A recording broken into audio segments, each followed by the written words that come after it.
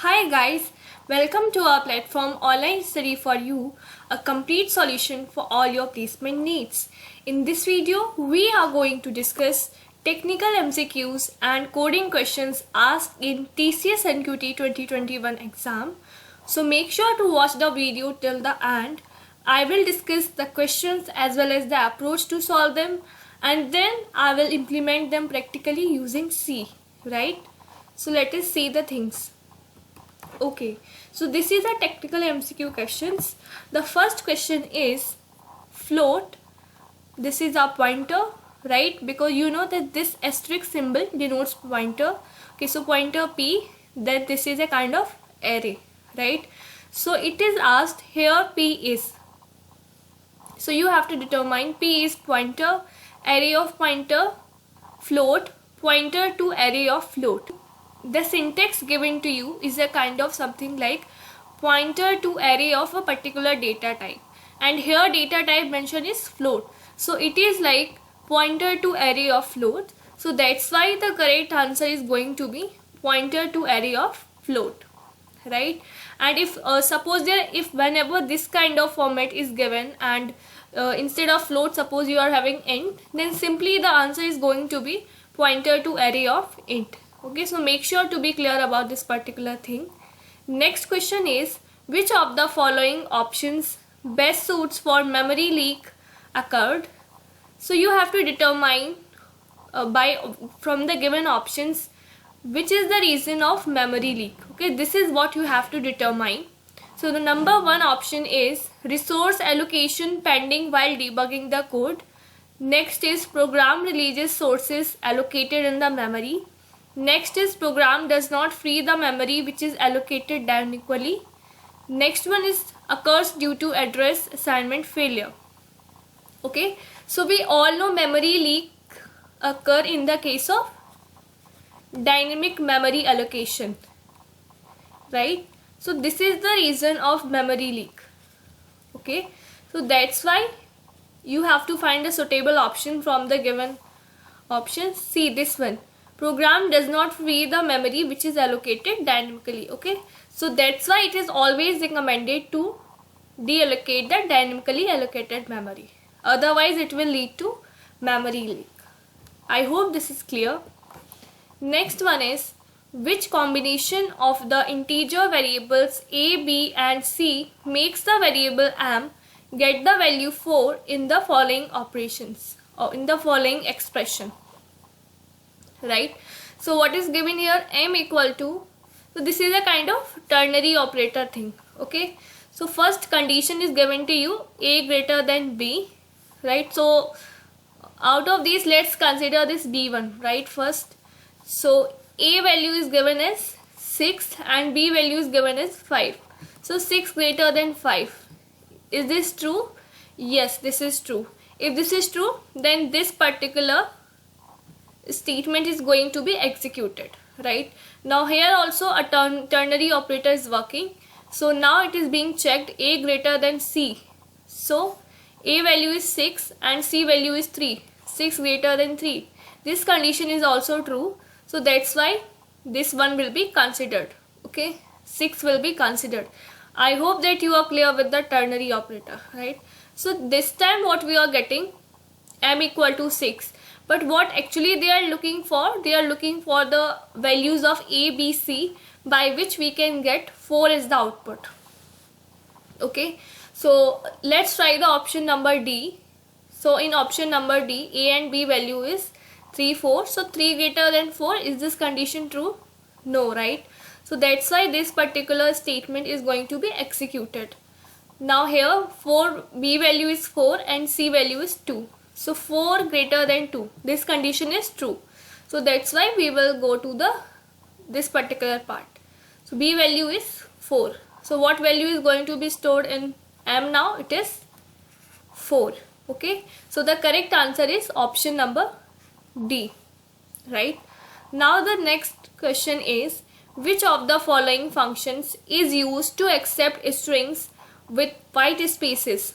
See, we all know if you will use scanf, it won't consider or like it won't accept the strings with white spaces.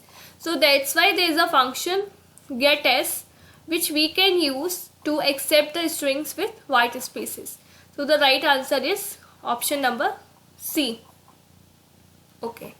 Now the next question is, what is the mathematical function used to round off 6.23 to 7? Okay, so you can see what is happening here. The value of, suppose this is x, or like I have just name it as something, so this is x. So you can see now after rounding off the value is increasing. Okay, it's increasing. So this particular round in ceil, right? In ceil what happened? The value is rounded off in such a manner that it get increase of the given value, right? So that's why the answer is going to be C.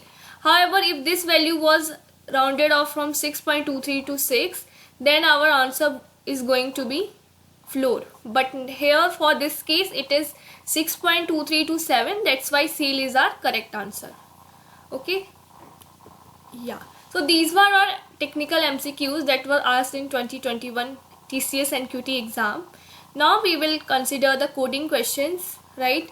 We will see how they were and what are the approach to solve them, and then we will implement them practically using C. So the question is, we want to estimate the cost of painting a property.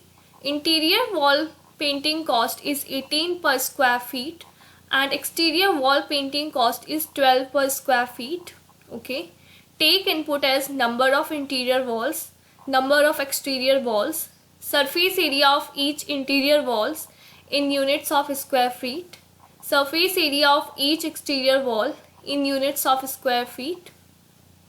If user enters 0 as number of walls, then skip surface are values as users may don't want to paint the walls.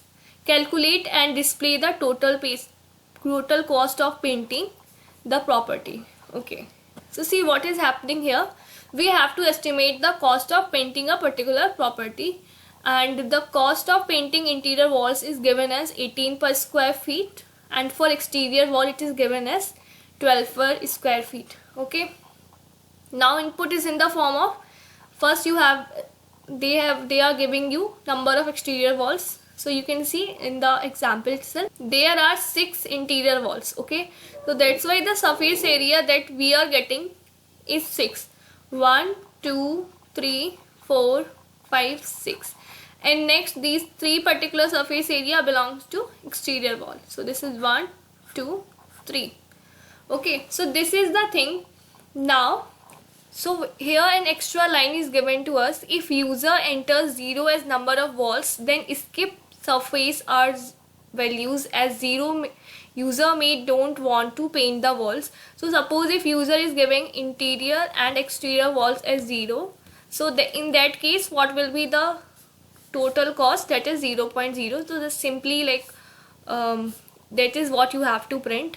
And if in the case it is less than 0 and interior and exterior walls, it is by chance user has given something negative, then we can simply print this invalid input. Yeah, so this was also included in question. I guess this part is missing here, so I'm just telling this was also included. So now I will tell you how to practically implement this one. Okay, so the first thing that we can do, we know that the number of walls interior and exterior both are of integer type. So that's why, so let's take a variable in, another variable ex of integer type. Okay, and surface area, as we can see, they were of floating type, so that's why float. And next thing what we have to do, yeah, so these two things we have to take an input. And yeah, okay, next we will do, we will take a variable cost to put the total cost in this particular variable, and let us initialize it with 0. Okay, and take another variable which will take input of like surface area as input, so let it be surf. Okay, now if another variable will be needed, we will take in between the program, right? So the first thing that you have to do, just take input number of interior and exterior walls. So as they are of integer type, so %d, comma, %in, comma, %ex. Okay, and then a semicolon. Next, what we will do, we will run a loop, a for loop. Okay, because you can see the surface area was up to the time or depending upon the number of interior walls and number of exterior walls that we were having, and which is stored in this particular in and ex variable. So we will first run a loop up to the in variable, then we will increment the value of I as well, and in this loop what we will do, we will take surface area as input. So as if it is a floating type, so that's why I'm using %f, then ampersand and surf. Yeah, okay. And the next thing what we will do, see what we can do. Yeah, let me show you here what we can do. First add all these surface areas, right? First add all of them, and then what we can do, multiply it simply with 18, because it is given interior wall painting cost is 18 per square feet. So first add all of these input surface areas and then multiply them by 18, so that simply we can calculate the cost for interior wall painting, right? And the similar thing we will do for exterior wall painting as well. First we will add all these things, all these surface areas for exterior walls together, then we will multiply this summation by this 12. Okay, so to calculate the wall painting cost for exterior walls, and then simply what we will do, we will add both of them to predict the or to calculate the total cost, right? So this is the simple approach that we are going to follow. Okay, yeah, so let's take use our variable cost. Okay, and let it be 0.0, right? Taking 0 is not also a problem. Yeah, cost equal to cost plus surf. So here what we are trying to do, we are summing up the surface areas, like interior surface area. Next what we will do, we will simply multiply it with, like whatever we have got, we will simply multiply it with 18. Okay, so this is the cost for interior.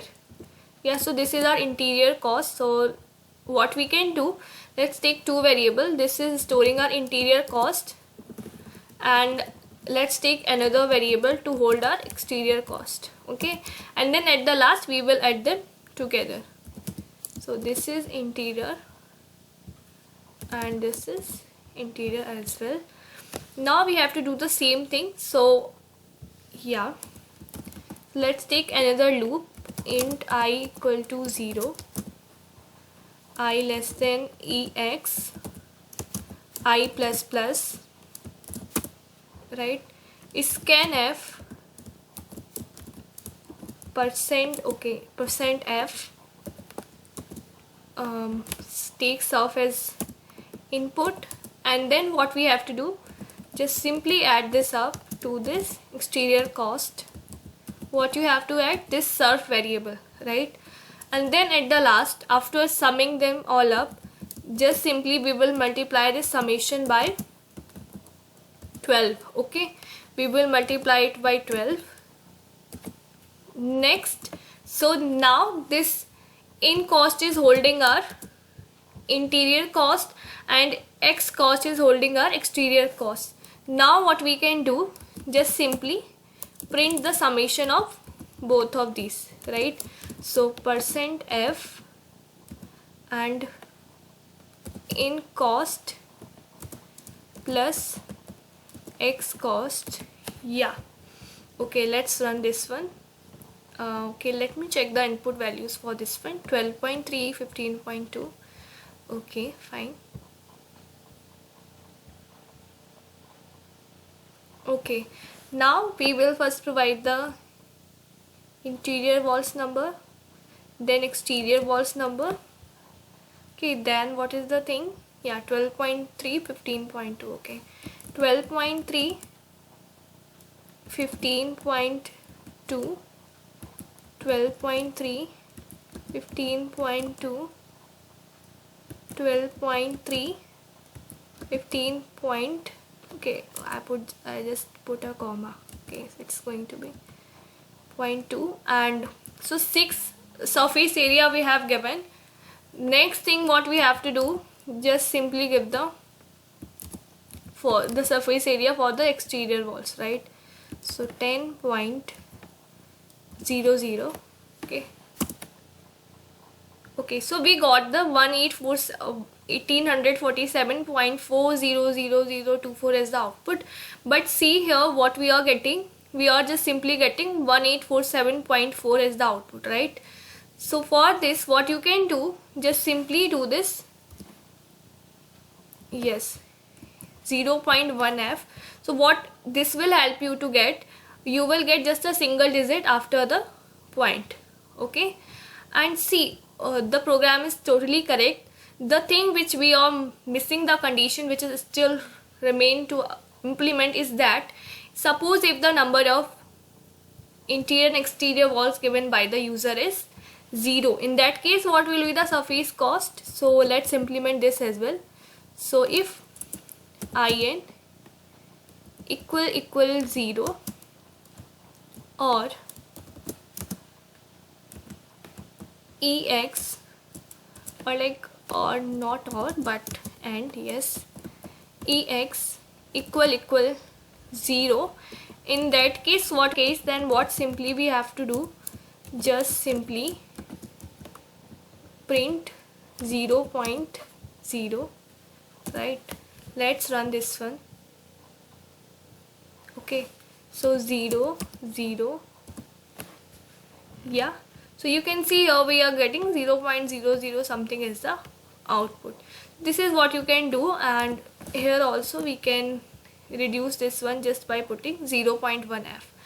Okay, so this was the program that we have to implement for this particular question, right? I think that you got the concept. Now what we will do, we will discuss the next question that we are having, right? So let's see this one. So in this one, let's see what we have to do. First I will explain you the approach and the question as well, and then we will implement this using C. So what we have to do, display sequence of Fibonacci series until the number given by user and count total give even number and odd numbers in that series expect, or like, I think it should be except, yeah, except 0. Fibonacci series should start with 1. Total count of even numbers should be displayed in the first row and total odd numbers should be displayed in the next row. Number given by user for Fibonacci series should be greater than 5 and less than or equal to 20, otherwise display invalid input, right? So let's see what we have to do here. Yes, one more thing is, if number given by user is space, character or empty, display invalid inputs. The text message should be displayed in exact format as it is case sensitive.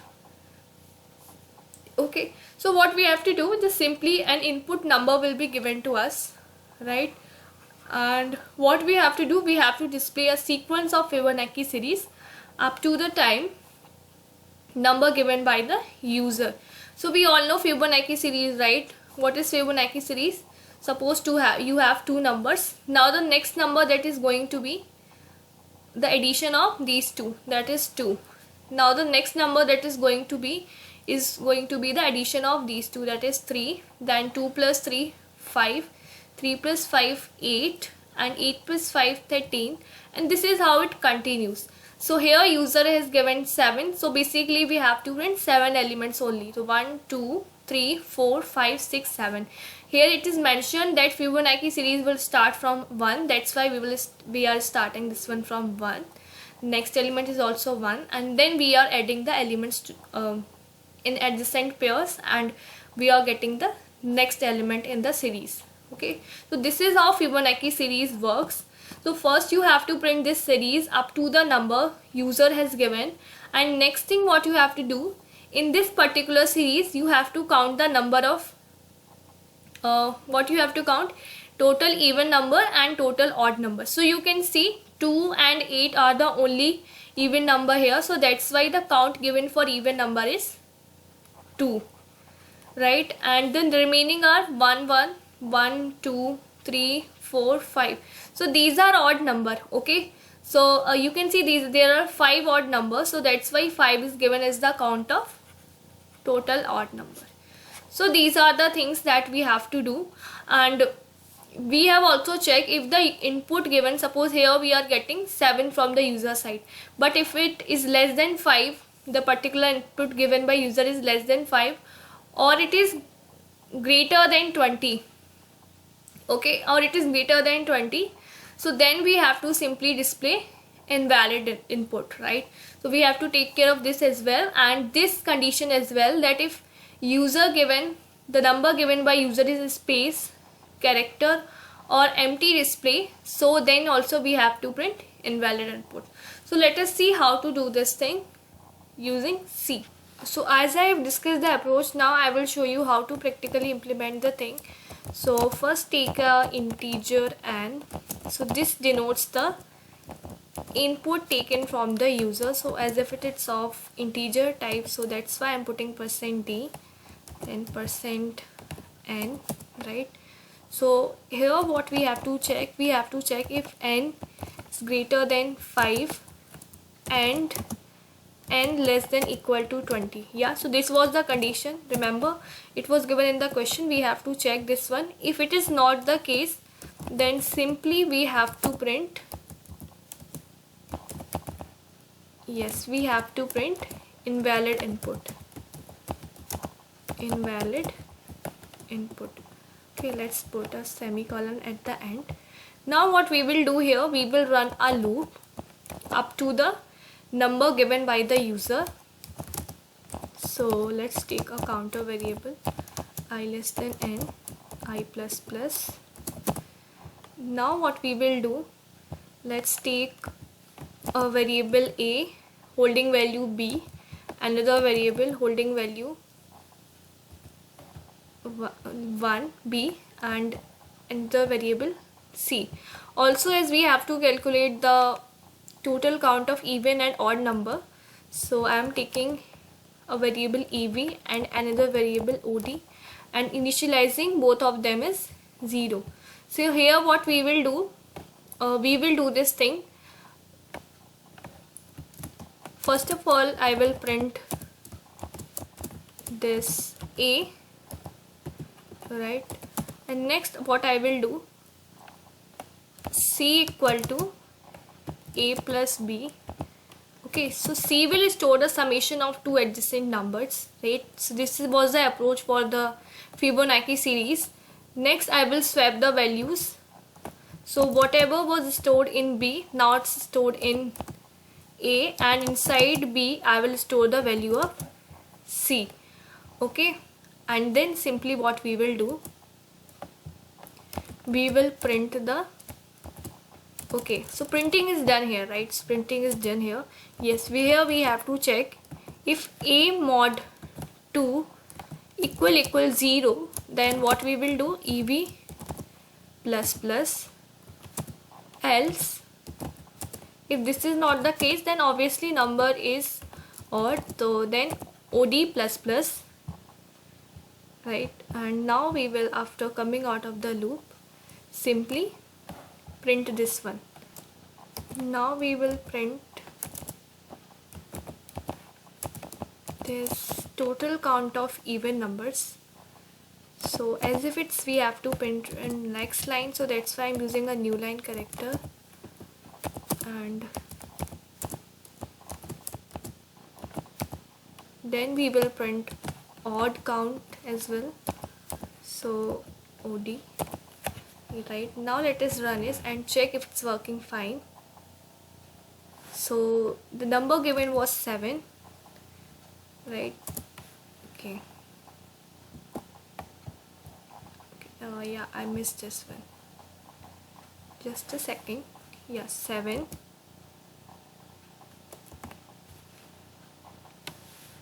Okay, see, we are getting the expected output, but the thing is you can see elements are too close. So for this, what we can do, just simply make a gap, right? Again, run this again and put 7 this time again. Yeah, so this was the thing, and like you can see the codes were really simple, but the approach should be clear. So if you are clear with the approach, you can easily implement them like as I did. Okay, so make sure to be clear about the approach. After then, implementation is not a very big thing, right? Thank you for watching this video. Bye bye.